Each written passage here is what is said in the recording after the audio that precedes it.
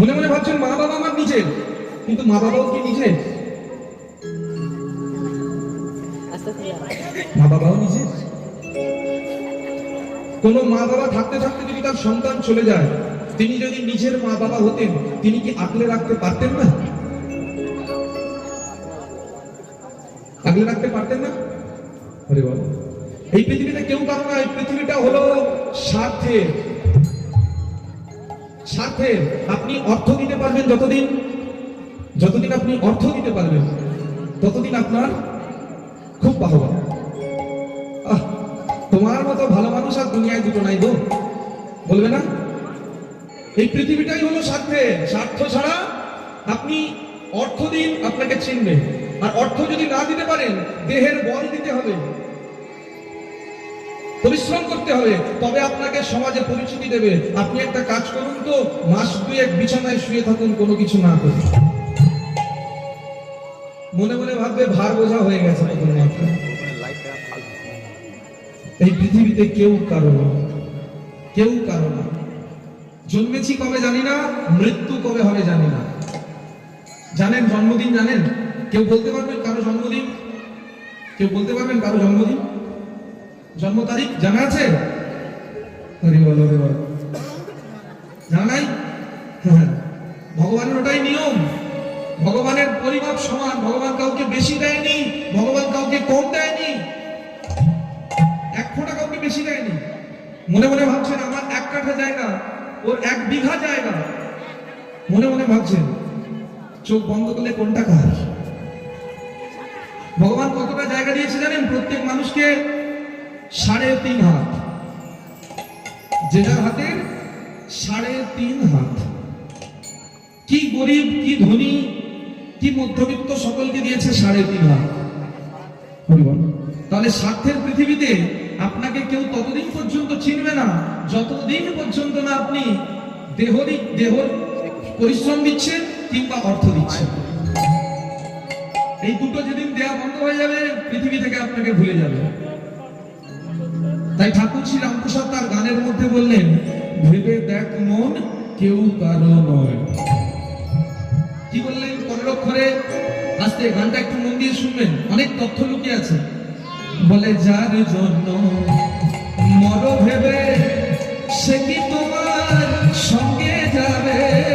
যার জন্য মর ভেবে, সে কি তোমার সঙ্গে যাবে? যার জন্য মর ভেবে, সে কি তোমার সঙ্গে যাবে? যার জন্য মর ভেবে, সে কি তোমার সঙ্গে যাবে? কার জন্য ভেবে মরি? কার জন্য ভেবে মরি ভাইরা? কার জন্য ভেবে মরি? জানেন কার জন্য ভেবে মরি? স্ত্রী পুত্র পরিবার। স্ত্রী পুত্র পরিবার। সেই স্ত্রী পুত্র পরিবার কি করবে জানেন? যখন মারা যাব, বললাম না জন্মেছি কবে জানি না, ডেট অফ বার্থ, আমরা আমাদের জন্ম তারিখ জানি না, কেউ জানি না। আর কবে মরবো সেটা আরোই। এখন মনে মনে ভাবছেন, কে বলেছে জন্ম তারিখ জানি না? যেদিন আমি জন্মেছিলাম, আমাকে সরকার থেকে একটা পত্র পাঠিয়েছিল, জন্ম পরিচয় পত্র, তাই না? ওটা আপনার ভূমিষ্ঠ হওয়ার দিন, যেদিন আপনি মাটিতে নেমেছিলেন, ওই দিনটা আপনার ডেট অফ বার্থে লেখা আছে।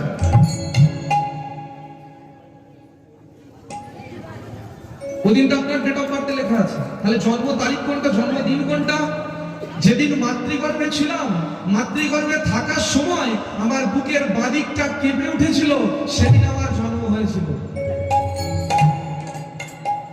এই বুকের বাদিকে যে প্রাণবায়ু আছে, দেখবেন বুকের বাদিকটা সবসময় ধাক করছে, করে না? ওই মাতৃগর্ভে যখন ছিলাম, মাতৃগর্ভে থাকার সময় যখন আমার বুকের বাদিকটা কেঁপে উঠেছিল, সেদিন আমার জন্মদিন হয়েছিল।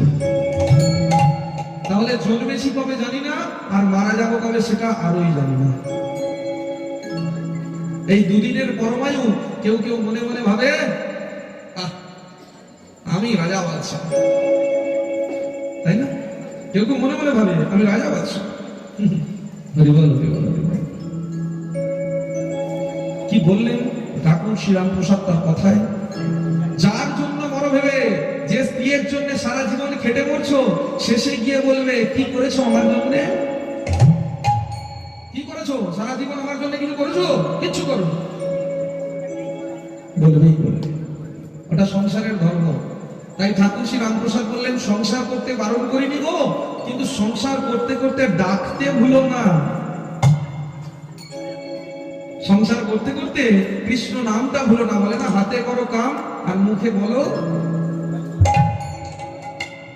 হাতে করো কাম মুখে বলো নাম। বলে না, হাতে কাজ করো মুখে নামটা বলো। কিন্তু আমরা হাতে কাজ করলাম না, মুখে নামও। হরি বল, হরি বল, হরি বল। অত সময় আছে না? পরের অক্ষরে কি কলম দিলেন? দিন দুই তিনের জন্য ভবে কর্তা বলে সবাই মানে। দিন দুই তিনের জন্য ভবে কর্তা বলে সবাই মানে। দিন দুই তিনের জন্য ভবে কর্তা বলে সবাই মানে। দিন দুই তিনের জন্য ভবে কর্তা বলে সবাই মানে। সেই কর্তারে, ওই যে একটু আগে বললাম না, দেখবেন কিছু কিছু মানুষ আছে তারা বলে আমি এলাকার দাদা। বলে না, আমি এলাকার দাদা। যখন বলে আমি এলাকার দাদা, তখন যিনি আমাদের পাঠিয়েছেন তিনি মনে মনে ভাবেন তুই দাদা, আমি যখন সময় হবে টুক করে, যখন সময় হবে আমি টুক করে তুলে নেব, দাদাগিরি সব বন্ধ হয়ে যাবে। দিন দুই তিনের জন্য ভাবে কর্তা বলে সবাই মানে। সেই কর্তারে, ওই দাদাগিরি সেই কর্তা, সেই কর্তারে দেবে ফেলে, সেই কর্তারে দেবে ফেলে। কালা কালের কর্তা এলে। সে কর্তারে দেবে ফেলে, সে কর্তারে দেবে ফেলে।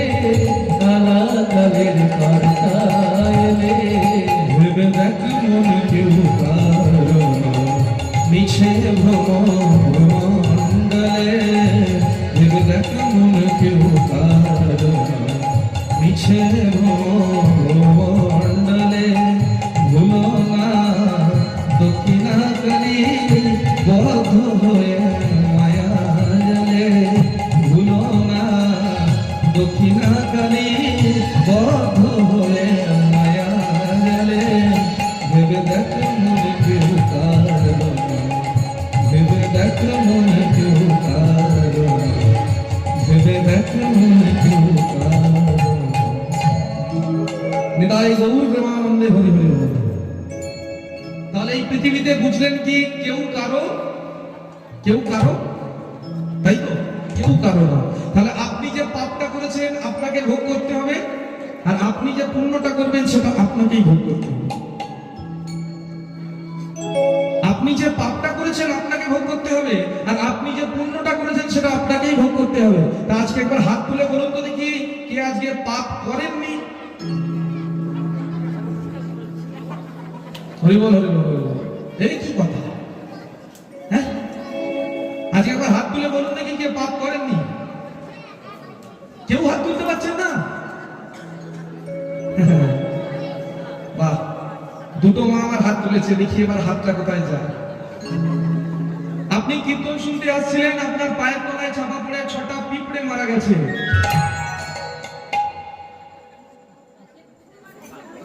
কিন্তু আপনি জেনে বুঝে পা দেননি, পিঁপড়ে গুলো মারা গেছে। পাপ হয়েছে কিনা? হয়নি? আমার কথা না, ভগবান গীতায় বলে গেলেন অর্জুন সর্বভূতে সমাত্মানা। একটা পিঁপড়ের মধ্যে যেই আত্মা যেই প্রাণ আছে, একটা মশার মধ্যে যেই আত্মা যেই প্রাণ আছে, একটা মানুষের মধ্যেও সেই আত্মা সেই প্রাণ আছে। তাহলে আপনি আসার সময় 6টা পিঁপড়ের গায়ে পা চলে এসেছেন, পাপ হয়েছে? বোঝা গেল পাপ হয়েছে কিনা? যেমন পাপ করছেন পুণ্যও করছেন। কলিযুগে তো পাপের কোনো সীমা নাই। পাপের সীমা আছে কলিযুগে? আমাদের ওদিকে জানেন তো, আমাদের ওদিকে পুজো অর্চনা বন্ধ হয়ে গেছে। আমাদের ওদিকে আর পুজো অর্চনা হয় না। ঠাকুরের কোনো পুজো অর্চনা আপনাদের এদিকে হয়? হয়? হ্যাঁ? আরে বলে মা আমার বলছে কোন জায়গায়, একটু বললেই বুঝতে পারবেন আপনাদের এদিকে হয় কিনা। আরে বল আসতে, একটু বললেই বুঝতে পারবেন আপনাদের এদিকে হয় কিনা, সেটা আমারও সন্দেহ আছে। আসতে দেখবেন পুজোর সময়, আগেকার দিনে পুজো কিভাবে হতো জানেন? আগেকার দিনে পুজো হতো, মায়ের বিগ্রহ আনা হতো। যিনি মাকে আনতেন তিনি বরণ করে মাকে বাড়িতে তুলতেন। মারে, তুই আমার বাড়িতে এসেছিস, জানি না কত পাপ তাপ করেছি, তোকে মা এক মনে ডাকবো, তুই মা আমাকে একটু কৃপা করিস, যেন তোকে আমি বছর বছর আনতে পারি। চোখের জলে বরণ ডালা দিয়ে বরণ করে করে বাড়িতে নিয়ে যাওয়া হতো। যিনি ঠাকুর মশাই তিনি ষোড়শ উপাচারে মায়ের পূজা করতেন। ষোড়শ উপাচারে এক মনে বৈদিক মন্ত্র পাঠ করতেন আগেকার দিনে।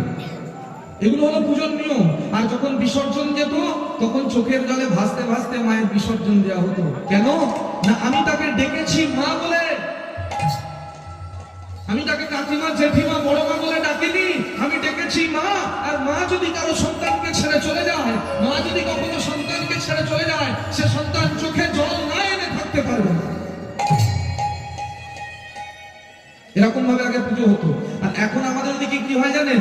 ঠাকুরটাকে নিয়ে এসে বসিয়ে দেয়, অর্থাৎ ঠাকুরের বিগ্রহ, মা কালীর একটা বিগ্রহ নিয়ে এসে বসিয়ে দেয়, আর আমার মাইক দাদাকে 40 থেকে 45,000 টাকা দিয়ে দেয়।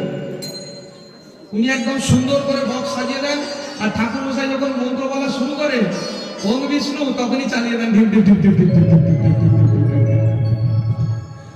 বলে আমাদের মায়ের পুজো হচ্ছে, লজ্জা করে না রে? ছি ছি ছি ছি ছি, বলতে লজ্জা করে না যে আমাদের মায়ের পুজো হচ্ছে? একবার লজ্জা লাগা প্রয়োজন। এটা মায়ের পুজো না, এটা শুধুমাত্র আরম্ভ। এগুলোকে বলা হয় অনুষ্ঠান। এগুলো আমাদের এদিকে হয়, আপনাদের এদিকে হয় কিনা জানি না। এবার বুঝতে পারলেন কেন বললাম যে পুজো অর্চনা বর্তমানে হয় না?